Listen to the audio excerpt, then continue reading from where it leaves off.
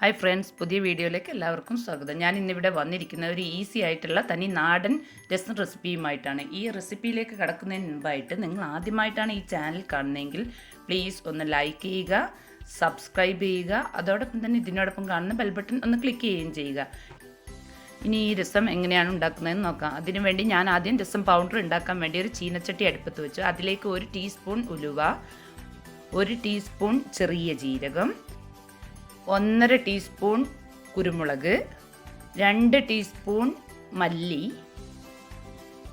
4 വറ്റൽമുളക് എന്നിവ ഇട്ട് മീഡിയം ഫ്ലെയിമിലിട്ട് വറുത്തെടുക്കുക. വറുത്തൊരു ബ്രൗൺ കളറാവുന്ന ആ സമയത്ത് ഇറക്കി നമുക്കത് ചൂടാറിയിട്ട് ഒരു മിക്സിയുടെ ജാറിലിട്ട് പൊടിച്ചെടുക്കാം. ഞാൻ റെഡിമെയ്ഡ് രസം പൗഡർ ഒന്നും യൂസ് ചെയ്യാറില്ല. ഞാൻ രസം ഉണ്ടാക്കുമ്പോൾ ഞാൻ ഉണ്ടാക്കിയ പൗഡർ ഉപയോഗിച്ചിട്ടാണ് ചെയ്യുന്നത്. പിന്നീട് നമുക്ക് ഇത് ഉണ്ടാക്കാൻ വേണ്ടി ഒരു ചട്ടി എടുത്തിട്ട് 3 മീഡിയം സൈസ് തക്കാളി ഈ വീഡിയോയിൽ കാണുന്ന പോലെ കട്ട് ചെയ്ത് അതിലേക്ക് ഇടുക. വീണ്ടും അതിലേക്ക് വേണ്ടത് ഒരു 1.5 ടേബിൾ സ്പൂൺ ഇഞ്ചി വെളുത്തുള്ളി പേസ്റ്റ്, പിന്നെ ഒരു 4-5 ചുള ചെറിയ ഉള്ളി അരിഞ്ഞത് വീഡിയോയിൽ കാണുന്ന പോലെ അരിഞ്ഞെടുത്തും കൂടെ ഇതിലേക്ക് ആഡ് ചെയ്യുക. പിന്നീട് ആവശ്യത്തിന് കറിവേപ്പിലയും ഇട്ടതിന് ശേഷം ഒരു നെല്ലിക്ക വലുപ്പത്തിൽ പുളി എടുത്തിട്ടുണ്ട്, നിങ്ങൾ വീഡിയോയിൽ കാണുന്നില്ലേ, അത് നന്നായിട്ട് പിഴിഞ്ഞെടുക്കുക. ആ പിഴിഞ്ഞെടുത്ത പുളിയുടെ ചാറ് നമ്മൾ എടുത്തു വെച്ച ഈ തക്കാളി ഉള്ളി കൂട്ടില്ലേ അതിലേക്ക് ഒഴിച്ചു കൊടുക്കുക.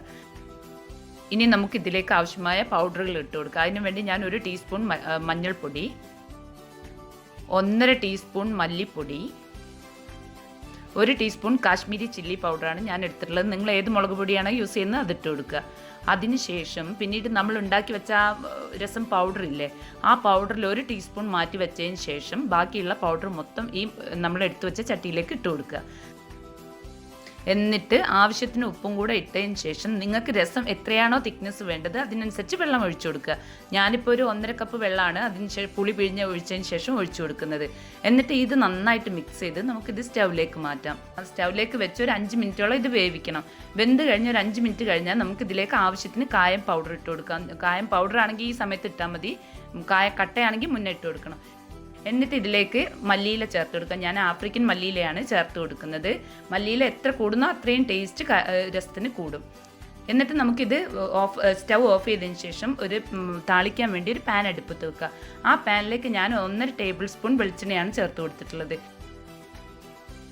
ഈ വെളിച്ചെണ്ണ മെൽറ്റായി വന്നതിന് ശേഷം ഇതിലേക്ക് ആവശ്യത്തിന് കടുക് ഇട്ട് കൊടുക്കുക. ഈ കടുക് പൊട്ടി വരുന്ന സമയത്ത് ഇതിലേക്ക് ഒരു തണ്ട് കറിവേപ്പിലയും കൂടെ ആഡ് ചെയ്ത് കൊടുക്കുക. കറിവേപ്പില മൊരിഞ്ഞ് വരുന്ന സമയത്ത് ഒരു 2-3 വറ്റൽമുളകും കൂടെ ഇതിലേക്കിട്ട് മുറിച്ചിട്ട് കൊടുക്കുക.